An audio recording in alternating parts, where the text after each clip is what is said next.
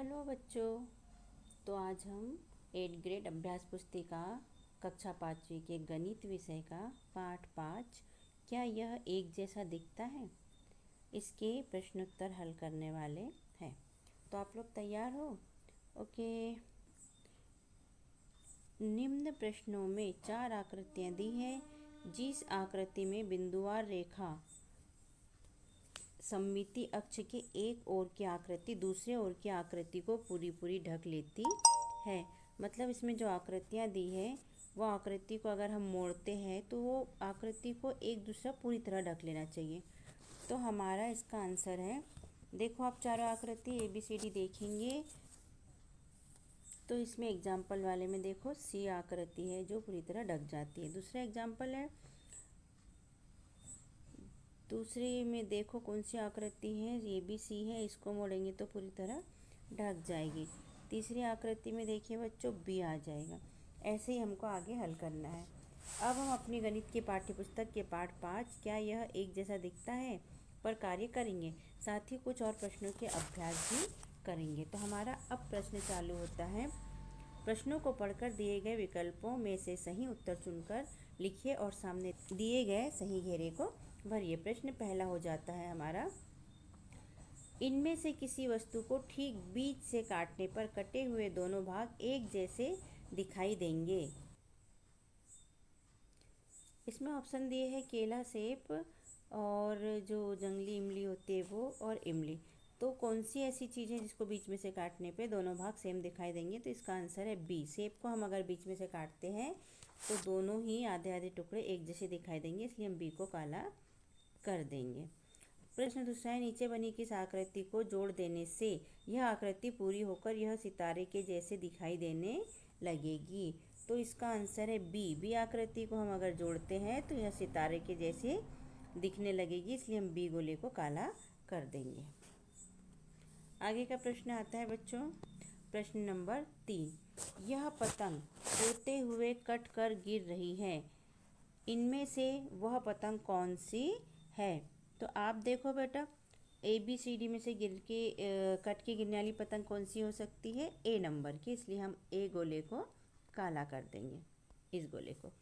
प्रश्न नंबर 4, अंग्रेजी शब्दों में से कौन सा शब्द आधा घुमाने पर वैसे ही पढ़ा जाएगा? अंग्रेजी शब्दों में से कौन सा शब्द आधा घुमाने पर वैसे ही पढ़ा जाएगा? तो वो हो जाता है A ऑप्शन। WOM को हम अगर घुमा के पढ़े तो भी हम उसको WOM ही पढ़ेंगे और हमारा A ऑप्शन का गोला हम काला कर देंगे। इसके बाद प्रश्न नंबर 5, इनमें से कौन सा अक्षर आधा घुमाने पर पहले जैसा ही पढ़ा जाएगा? तो इसका ऑप्शन है बेटा C को हम आधा घुमाएंगे तो ये पहले जैसा ही पढ़ा जाएगा और हम C वाले गोले को काला कर देंगे। तो आगे हम देखते हैं बेटा, नीचे दिए गए प्रश्नों को हल कीजिए। प्रश्न नंबर 6, इस आकृति को कहाँ से काटे कि दोनों भाग एक जैसे दिखाई दे? लाइन बनाकर दर्शाइए। तो ये लाइन बिल्कुल बीचों बीच से हम खींचेंगे। ओके, ये हो गई दो भागों में आकृति जो दोनों भाग एक जैसे दिखाई देंगे। प्रश्न 7 है, यह आकृति आधी घुमाने पर हमें कैसी दिखाई देगी? बनाइए। तो देखो बेटा, इसे हम अगर आधी घुमाते हैं तो ये आकृति कैसी हो जाएगी? खड़े आकार में हो जाएगी। तो ये हो जाएगी इस टाइप से खड़े आकार में, ठीक है, ऐसे। इसके बाद प्रश्न नंबर 8, एक आकृति का आधा हिस्सा दिया गया है, उसी के सामने हिस्सा बनाते हुए आकृति को पूरा कीजिए। तो किताब में जो हमारा दिया गया था वो आधा हिस्सा दिया था, इसे हमने यहाँ से बना के पूरा कर दिया है और इसको आधे आधे गोले दिए थे तो हमने ये और ये बना के पूरे कर दिए हैं। ओके,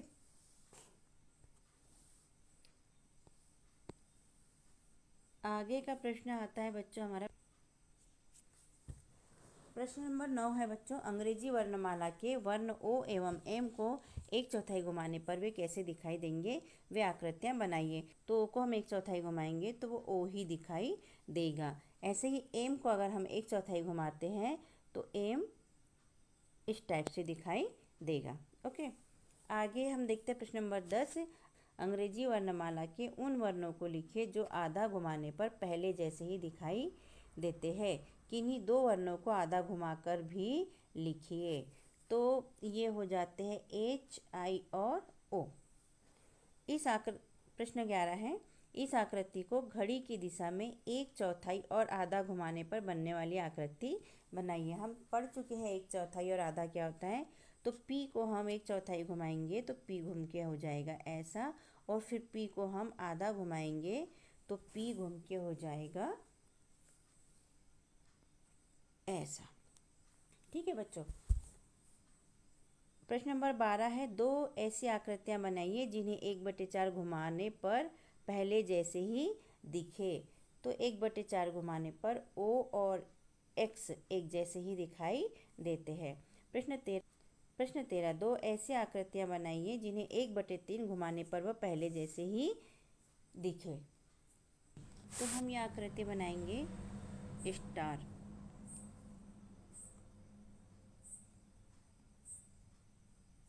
ये एक आकृति, और दूसरी आकृति